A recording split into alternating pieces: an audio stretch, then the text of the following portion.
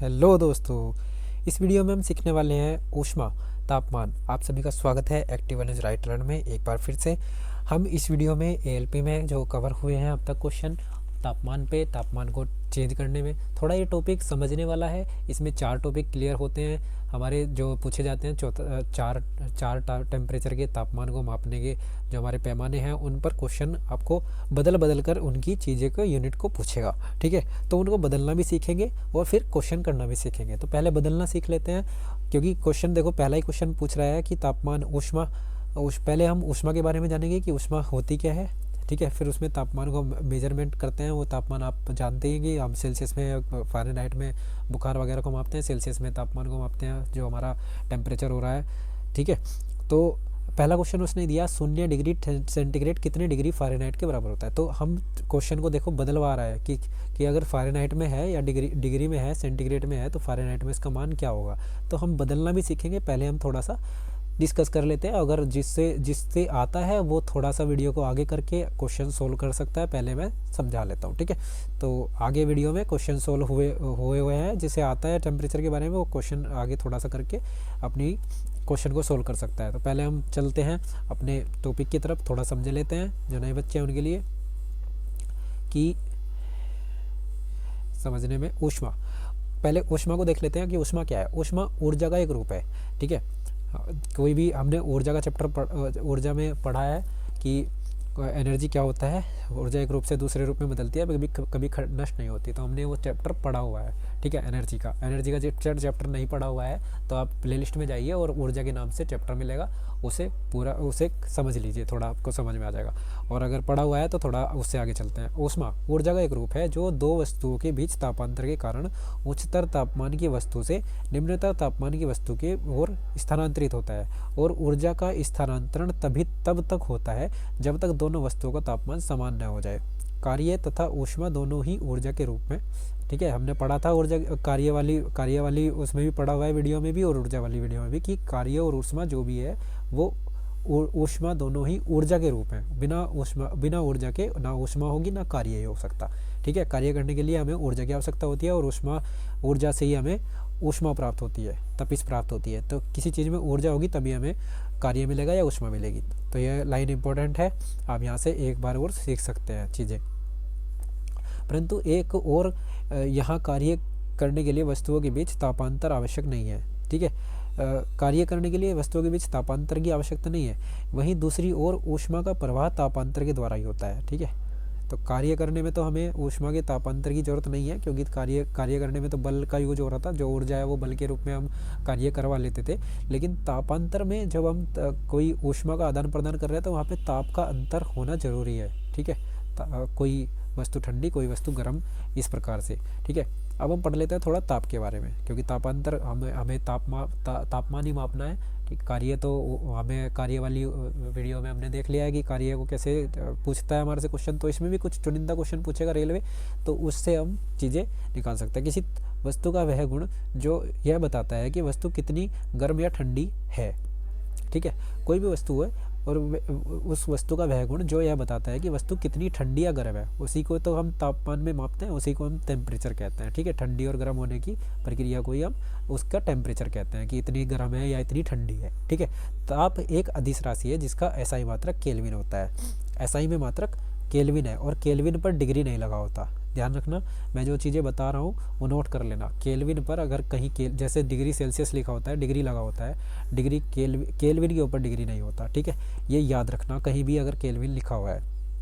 आपको शायद कोई ना बताए और लिखा हुआ कहीं मिल जाए तो अच्छी बात है। ठीक है, तो ऐसा ही मात्रक केल्विन होता है टेम्परेचर का। एक क्वेश्चन यहाँ से आपका बनता है, इसे नोट कर लेना। प्रयोगशाला में प्राप्त अधिकतम तापमान लगभग, प्रयोगशाला में जो अब तक टेम्परेचर क्रिएट किया गया है 10⁸ केल्विन तक क्रिएट किया गया है, और न्यूनतम टेम्परेचर 10⁻⁻। तो यहाँ से क्या पता लगता है कि अभी तक प्रयोगशाला जो हम वैज्ञानिक जो प्रयोगशाला में क्रिएट कर पाए हैं टेम्परेचर को, वो कम से कम और ज़्यादा से ज़्यादा कितना क्रिएट कर पाए हैं, लगभग 10⁸ केल्विन प्लस में और 10⁸ माइनस में केल्विन में न्यूनतम तापमान। देखो माइनस में जो होता है वो न्यूनतम होता है। ठीक है, और अधिकतम ये गर्म की तरफ है, ये ठंडे की तरफ है माइनस में। ठीक है, आगे चलते हैं। अगला इसने बताया है कि सूर्य के केंद्रीय भाग का टेम्परेचर कितना है, 10⁷ केल्विन है। देखो अधिकतम के बिल्कुल करीब है, जितना हम अभी तक वैज्ञानिक लैब में बना पाए हैं, जबकि बाहरी सतह का तापमान 6000 केल्विन है। तो ये भी क्वेश्चन पूछा जाता है, जनरल नॉलेज में आ जाता है कि सूर्य की बाहरी सतह का तापमान कितना है, कि 6000 केल्विन है। ठीक है, ये याद रखना। स्वस्थ मनुष्य के शरीर का ताप कितना होता है, 37 डिग्री सेंटीग्रेड होता है, और इसे फ़ारेनहाइट में कितना लिखा जाता है, 98.4।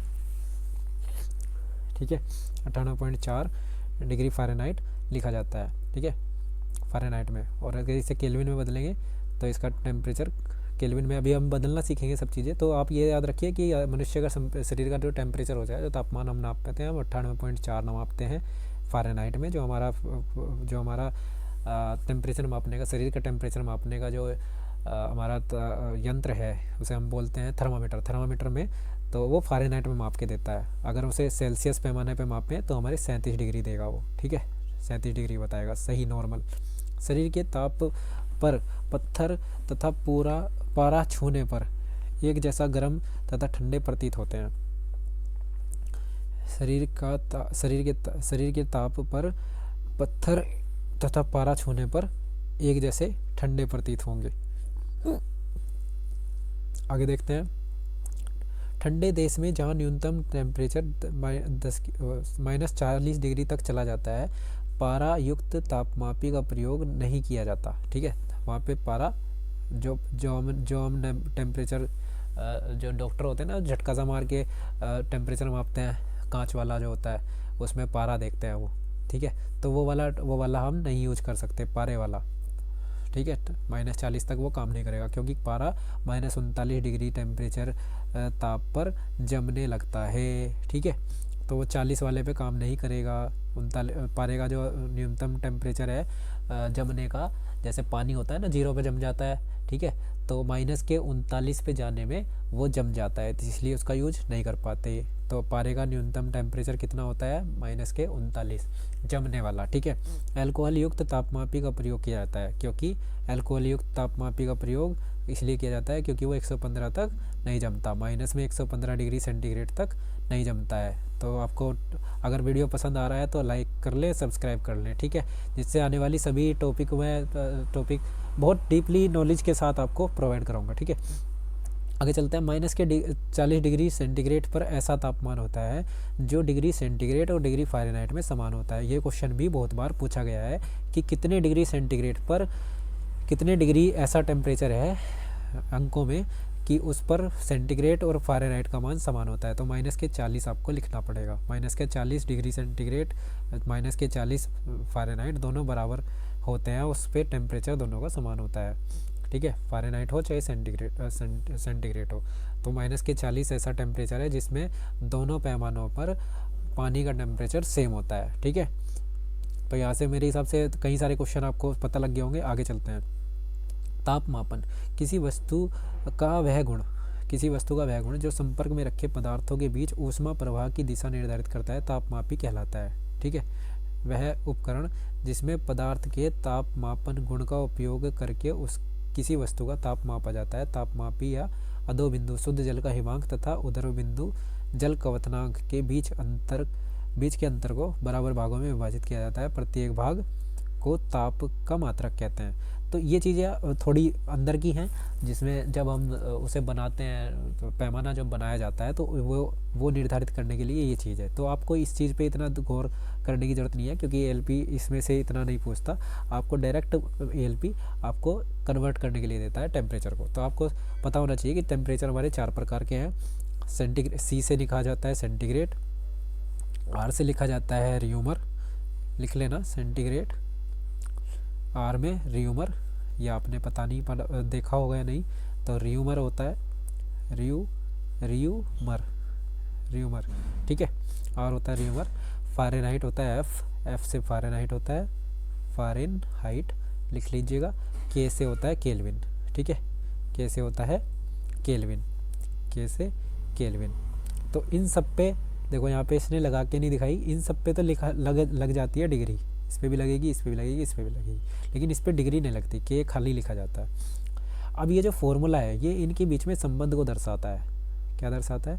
इनके बीच में संबंध को दर्शाता है कि ये एक दूसरे के कितने के बराबर है। अगर C/5 लिखा है, C/5 सेल्सियस में जिस पैमाने का हमने सेल्सियस में मान निकाल लिया उसे 5 से भाग कर दो, तो उतना ही उसी पैमाने उसी टेम्परेचर को मापना है केल्विन में। तो केल्विन में कैसे मापेगा? K-273/5, ठीक है, K-273/5 करना पड़ेगा। तो इन दोनों के बीच संबंध क्या हो गया? K/C/5 और K-273/5।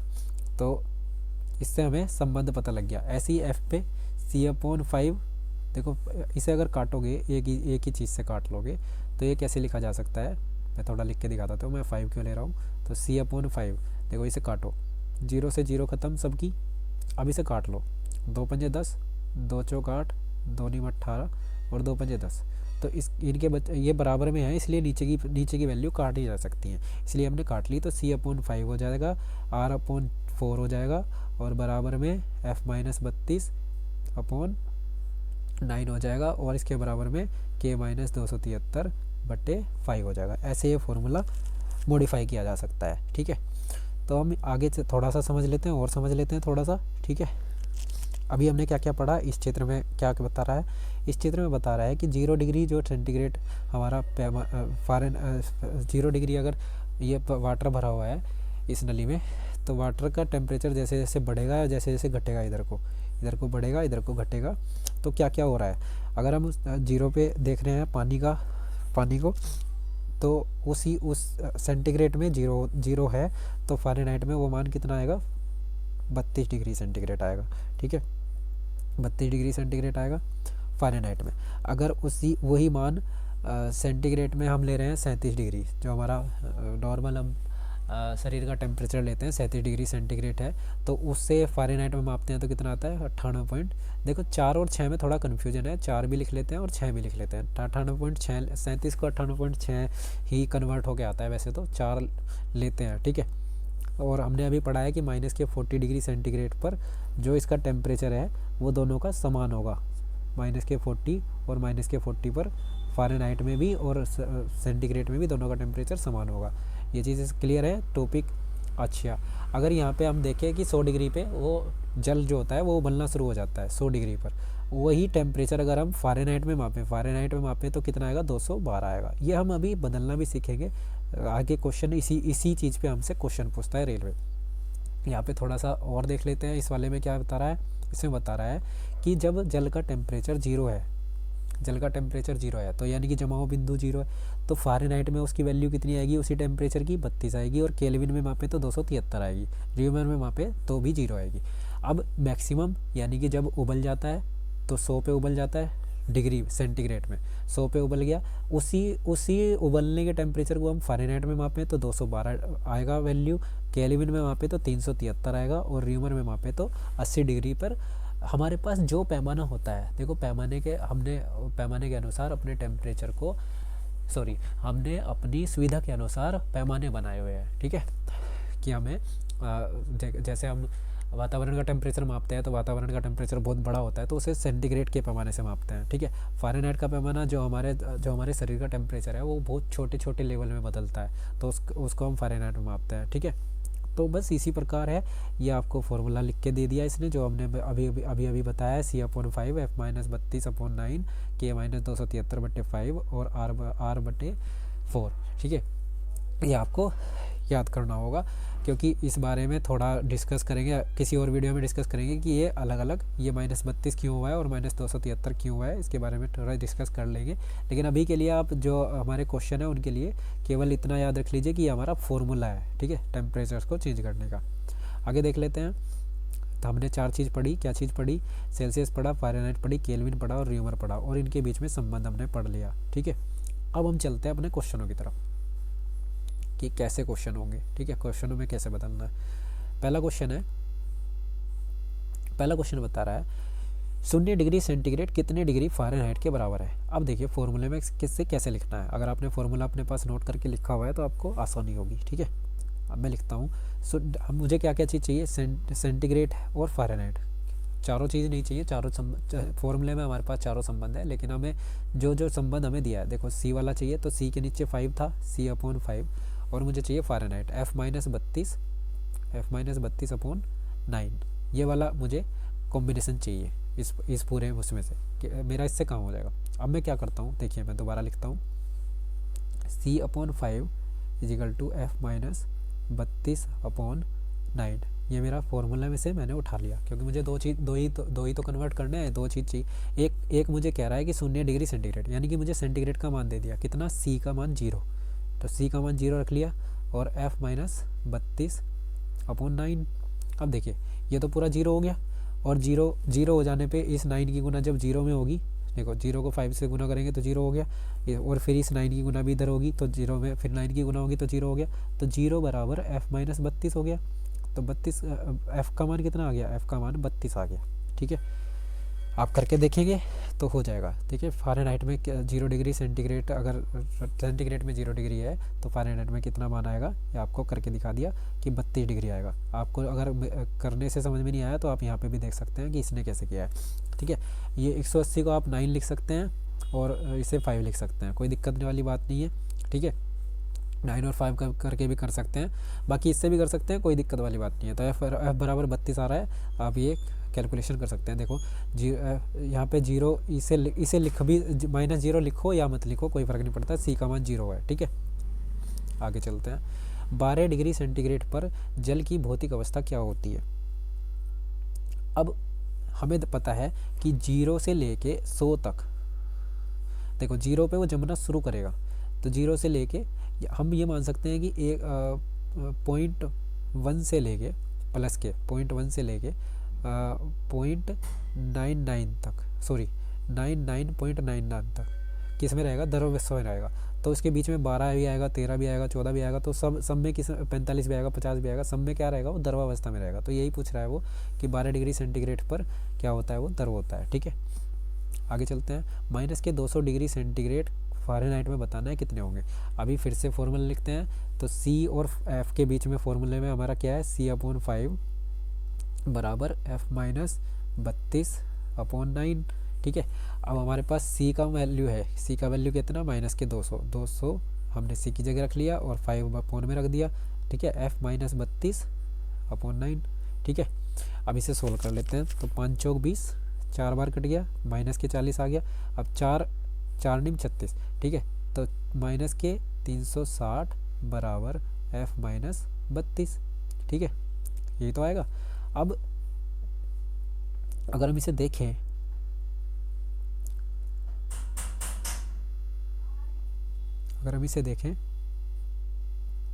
तो कितना हो जाएगा, यहाँ से हम लिख सकते हैं कि माइनस के 360, ठीक है, और प्लस के 32 बराबर F। तो F की वैल्यू हो जाएगी, क्या हो जाएगी, 360 में से 300 F की